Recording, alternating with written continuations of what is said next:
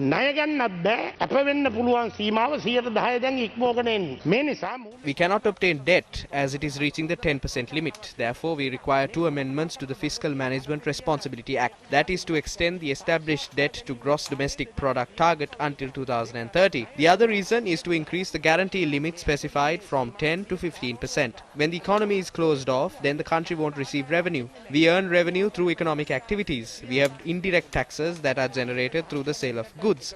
The sale of goods have declined as they are not in a position to do it. That is why we couldn't place the country under a lockdown despite massive criticism leveled against the government. The tea, rubber and coconut industries that generate revenue are at a standstill. The same applies to the garment industry as well. When exports decline, what is the alternative? We are not receiving foreign exchange. When that happens, we will have to use our reserves to stabilize the rupee. But we don't have massive reserves either. We should import vaccines, medicine and fuel from other countries regardless of whether we like it or not. We must import raw material as well to support the export industry. A letter of credit must be opened to import these goods. When that is done, the foreign bank must accept the letter of credit. When our country doesn't receive foreign exchange, they won't recognize our letters of credit. We won't be able to import goods after that. Then people will die without medicine. That is the bitter truth. Government revenue has declined significantly. We are currently managing testing times on the financial front. This parliament has not been vested with the powers to manage funds brought personally by the president from Mirihana or by the prime minister from Madamulana. The treasury consists of public funds. මේ පාර්ලිමේන්තුවට හසුරවන්න දීලා තියෙන්නේ. මහා භාණ්ඩාගාරයේ තියෙන මහජනයා සතු මුදල් ප්‍රමාණය. චීන ණය ගන්න පටන් ගත්තා. ඉන්දියාවෙන් ණය ගන්න පටන් ගත්තා. බැරි වෙනකොට අන්තිමේට බංගාලි. They began to obtain loans from China and India.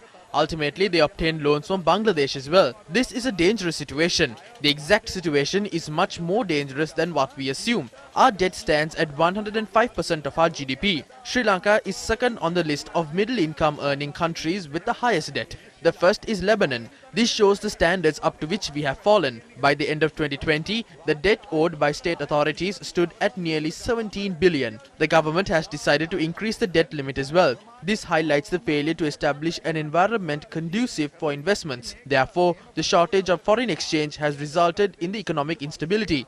This has disrupted the government. The government gave away the port city by betraying our national resources. They are making several decisions to betray our sovereignty as well.